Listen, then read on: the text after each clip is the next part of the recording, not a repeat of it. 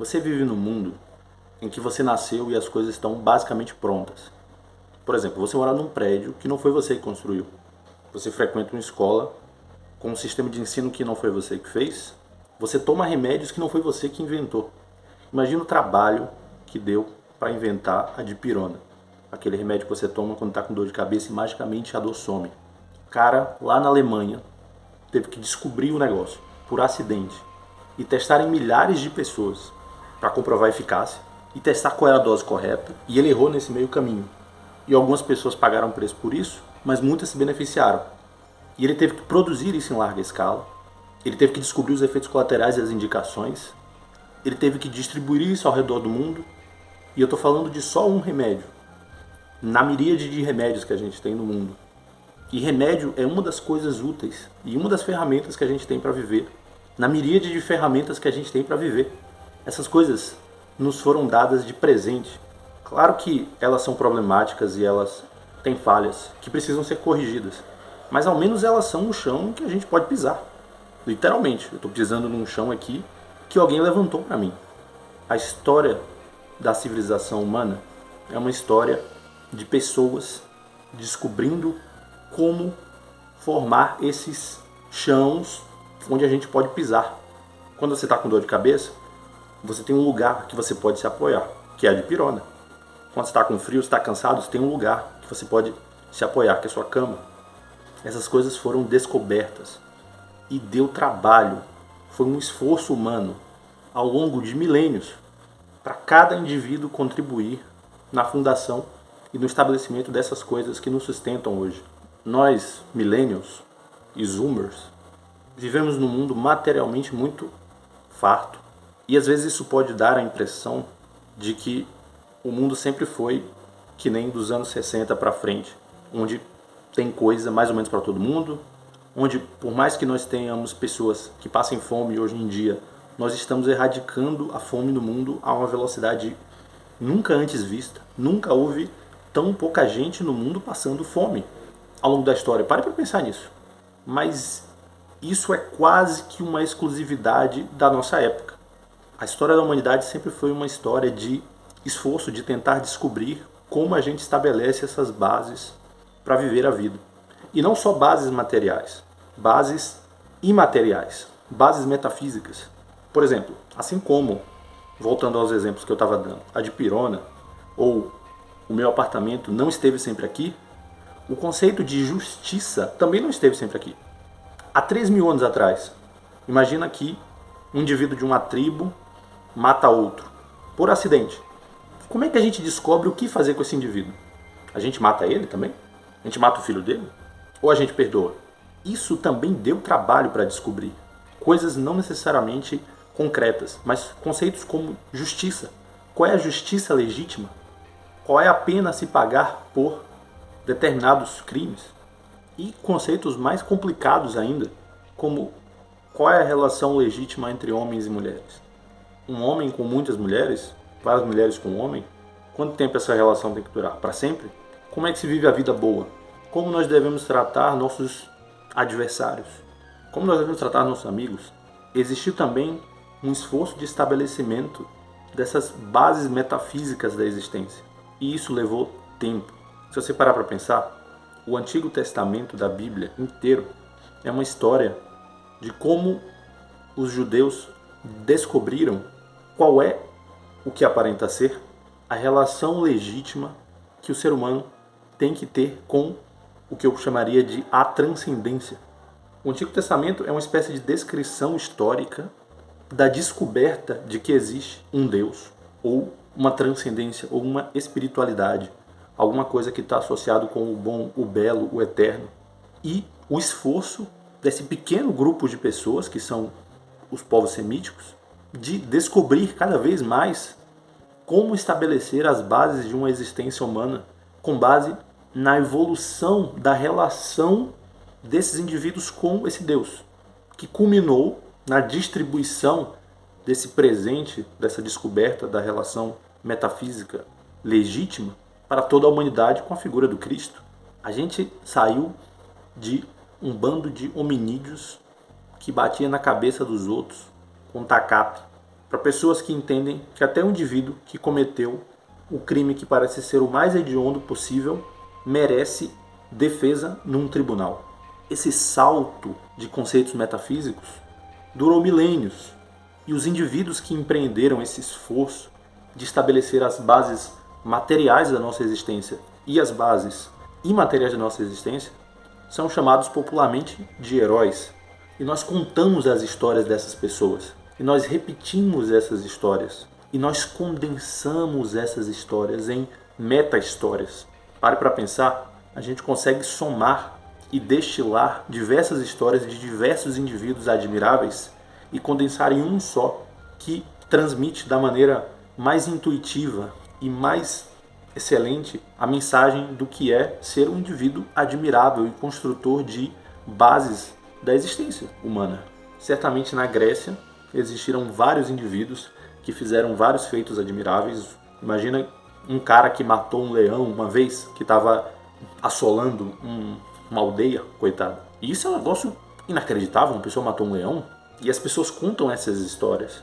E deve ter havido um outro grego que conseguiu caçar um javali muito grande, incansavelmente, e outro que era um exímio arqueiro. E quando você soma todas as histórias de todos esses gregos admiráveis, você tem uma história só, que é a do Hércules, por exemplo, que destila e explica e passa para frente todos os valores desses indivíduos construtores de bases materiais e imateriais da existência. E nós repetimos essas histórias. Nós somos obcecados por histórias de heróis. É uma coisa que a gente não consegue não fazer. E nós inconscientemente ou conscientemente imitamos esses heróis. Porque no fundo, talvez, o desejo mais profundo do nosso coração é também sermos pequenos construtores de bases para a existência de outras pessoas. O Dr. Sigmund Freud dizia que o mito fundante do ser humano é o mito trágico do Édipo. O aluno do Freud, o psiquiatra Carl Jung, dizia que, pelo contrário, o mito fundante do ser humano é o mito do herói. É a história do indivíduo que, como a maioria dos indivíduos ao longo de toda a história da humanidade, diferente de nós que vivemos num mundo de fartura, é a história de um indivíduo que vivia num mundo de escassez, e ele conseguiu reorganizar essa escassez e transformar nesse mundo de fartura que nós temos hoje. E é claro que a ordem é alguma coisa que pode se corromper e se petrificar e tiranizar. Por isso que a ordem ideal é aquela que é capaz de se transformar e se renovar continuamente. Além desse herói que eu falei, que é um indivíduo que vai para o total desconhecido e consegue transformar isso em uma base para a existência da sua família e do seu grupo, e em última análise de toda a humanidade, existe um outro modelo de herói, que é aquele que renova uma ordem já corrompida.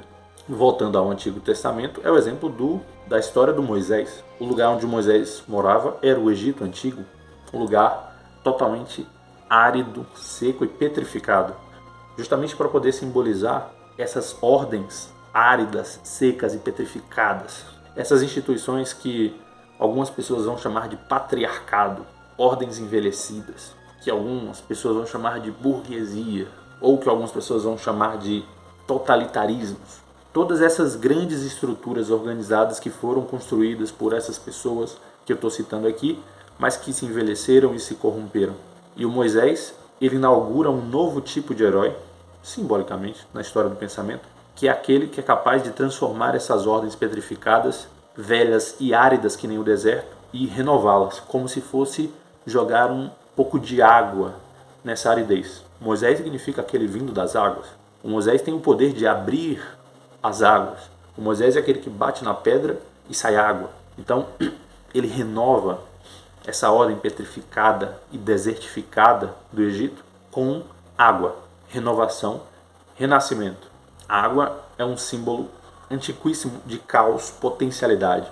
É um símbolo também de incerteza, mas não pode nascer nada novo sem alguma espécie de incerteza.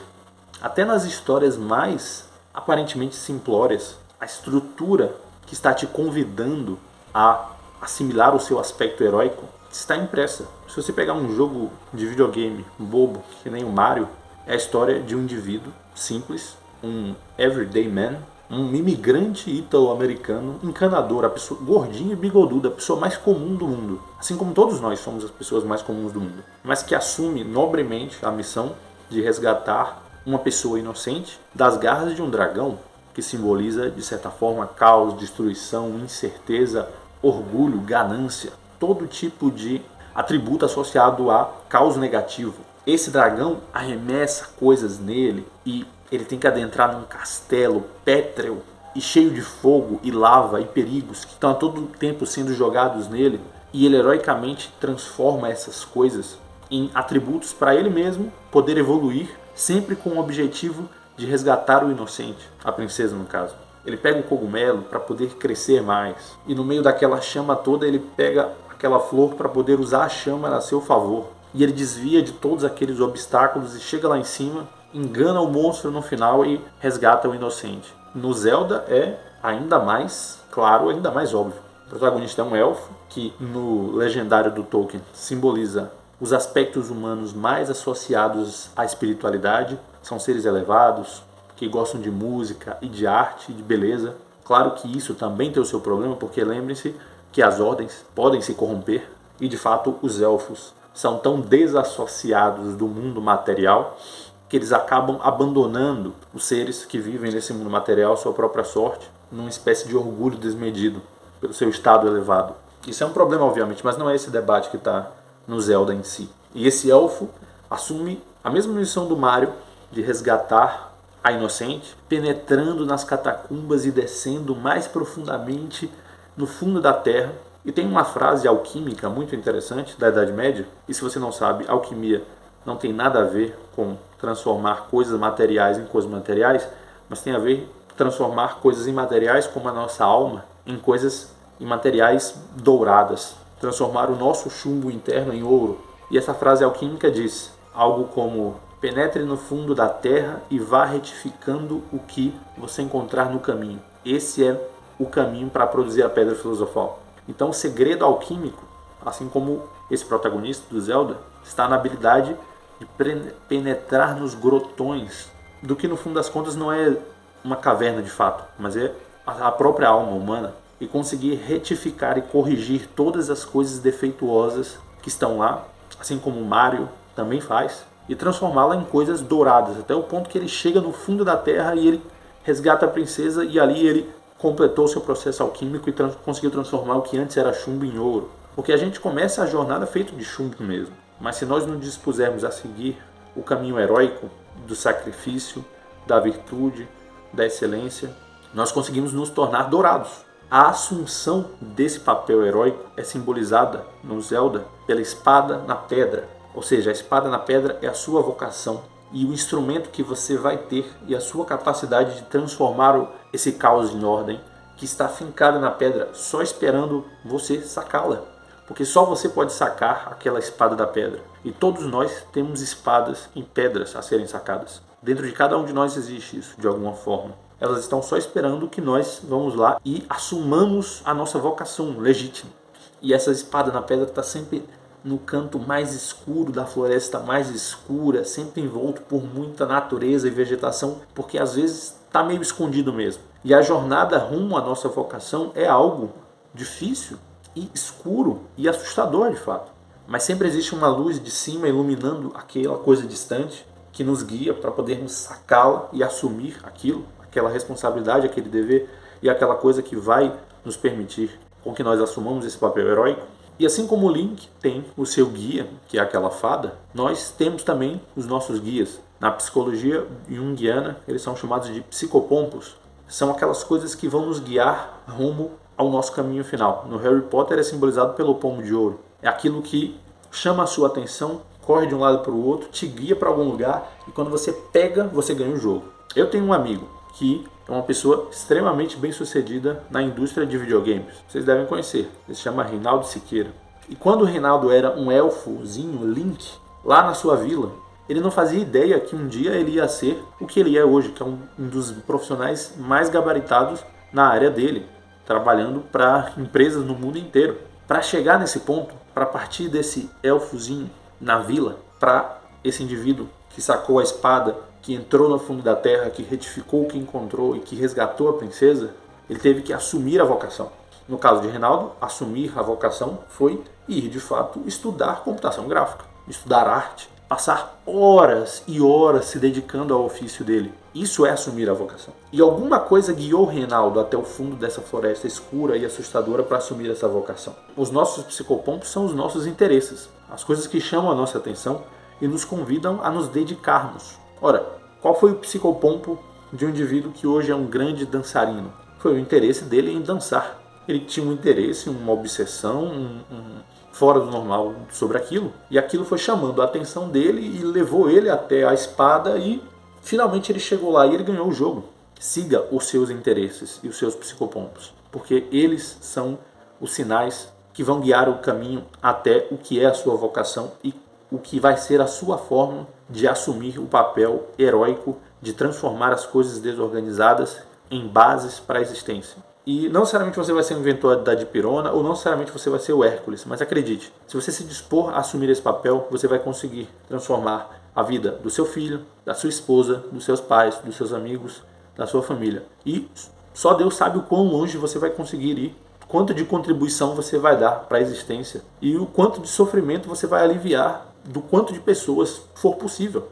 Nós nos empatizamos com pessoas fracas e frágeis, mas nós admiramos pessoas fortes e resilientes. Seja forte. Não seja forte por você necessariamente. Seja forte pela sua família, seja forte pelos seus pais, seja forte pelos seus amigos, seja forte pelas pessoas em volta de você. Mesmo que você não se sinta forte, assuma a espada dessa fortaleza. Para ficar nas referências da cultura pop, no começo daquele filme do Homem-Aranha, no Aranhaverso, a gente não admira o Miles Morales, mas a gente se identifica com ele. Ele é frágil e assustado e isso fala com a gente porque o mito do herói é um mito do indivíduo que parte do chumbo ao ouro, que vai retificando tudo que encontra e consegue brilhar, mas ele tem que partir de um ponto. Ele tem que partir de um ponto de fragilidade. A fraqueza, ela é relatável, mas ela não é admirável. Admirável no começo do Aranhaverso é o Homem-Aranha Peter J. Parker, que é um indivíduo que assume o sacrifício, faz o melhor que ele pode, gasta a melhor coisa que ele tem, que é a sua própria vida, em nome de puramente o benefício alheio. Isso é força. E esse é o caminho que o Miles segue e que ele atinge no final, na ascensão dele. E no final do filme, sim, ali nós temos um indivíduo admirável. Ali nós temos um indivíduo que conseguiu transformar sua alma de chumbo numa alma de ouro. Para mais conteúdo sobre cultura pop e cultura cult, ouça o nosso podcast no Spotify ou acesse www.afogadosnosofá.com.